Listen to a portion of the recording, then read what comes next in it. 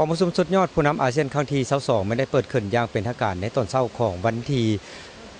25เมษายน2013อยู่ที่นครหลวงบันดาเซลีเบกาวันประเทศบรูไนดารุสซัลัมโดยมีปามุกรัฐหัวหน้าคณะรัฐบาลของ10ประเทศสมาชิกอาเซียนเลขาธิการอาเซียนเข้าร่วม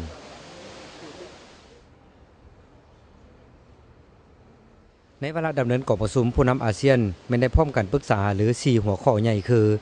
การสร้างประชาคมอาเซียนการพัวพันกับภายนอกของอาเซียนทิศทางในอนาคตของอาเซียนและปัญหาสภาพการภาคพื้นสากลที่พ้นเด่นที่มีความสนใจร่วมกันเกี่ยวกับการตกลงกำหนดเอาวันที่31ธันวาคมปี2015เป็นมื้อประกาศสร้างตั้งประชาคมอาเซียนโดยผู้นำอาเซียนได้ตกลงร่วมกันในโอกาสดำเนินกองประชุมสุดยอดครั้งที่21ที่พนมเปญนั้นบรรดาผู้นำอาเซียนไม่ได้มีความยินดีต่อกับความคืบหน้าในการจัดตั้งปฏิวัติแผนแม่บทของ3ประชาคมเสาค้ำอาเซียนคือประชาคมการเมืองและความมั่นคง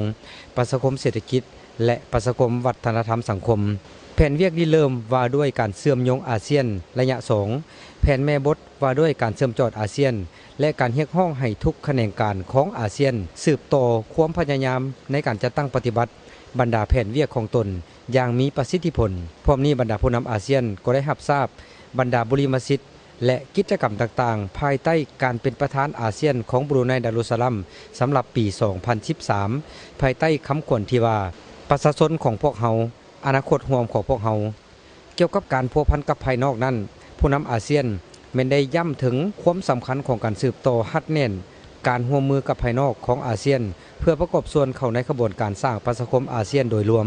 ก็คือบทบาทเป็นแกนกลางของอาเซียนในขอบการร่วมมือที่อาเซียนเป็นผู้ริเริ่มคืออาเซียนบวก1อาเซียนบวก3เวทีพรรคเพื่อนอาเซียนกองประชุมรัฐมนตรีป้องกันประเทศอาเซียนบวกและกองประชุมสุดยอดอาซีตะวันออกเพื่อแนะใส่ประกอบส่วนเข้าในภารกิจรวมแห่งการปกป้องรักษาและส่งเสริมสันติภาพเสถียรภาพและการร่วมมือเพื่อการพัฒนาอยู่ในภาคพื้นและในโลกเกี่ยวกับทิศทางในอนาคตของอาเซียนนั้นผู้นำอาเซียนเห็นว่าอาเซียนควรกำหนดวิสัยทัศน์ของตนภายหลังการสร้างประชาคมอาเซียนในปี 2015 และได้มอบหมายให้บรรดารัฐมนตรีเกี่ยวข้องปรึกษาหารือร่วมกันเกี่ยวกับปัญหานี้และมีข้อเสนอแนะให้ผู้นำอาเซียนพิจารณาในกองประชุมสุดยอดครั้งต่อไปนอกจากหัวข้อที่กล่าวมาข้างเทิงแล้วบรรดาผู้นำอาเซียนยังได้ปรึกษาหารือเกี่ยวกับสภาพการภาคพื้นและสากลที่มีความสนใจร่วมกันเช่นการฟื้นตัวของเศรษฐกิจภาคพื้นที่ยังมีความบ่แน่นอนสภาพการในแหลมเกาหลีสภาพอยู่ตะวันออกกลางและปัญหาอื่นๆสำหรับสาธารณรัฐประชาธิปไตยประชาชนลาวนอกจากประกอบส่วนในการปรึกษาหารือบรรดาหัวข้อที่กล่าวมาข้างเทิงแล้ว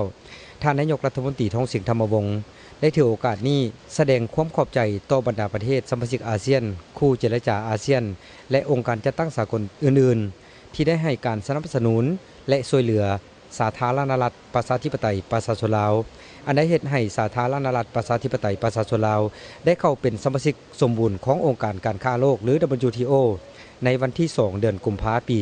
2013ซึ่งบ่เฉพาะแต่เป็นการเปิดกว้างการร่วมมือด้านเศรษฐกิจการค้าการลงทุนและการบริการของสาธารณรัฐประชาธิปไตยประชาชนลาวเท่านั้น